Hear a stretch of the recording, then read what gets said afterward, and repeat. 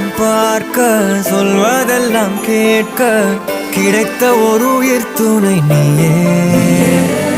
என் சிரிப்பில் பாதி, என் துயரில் பாதி, பகிர்ந்து நீ அருந்துகிறாயே.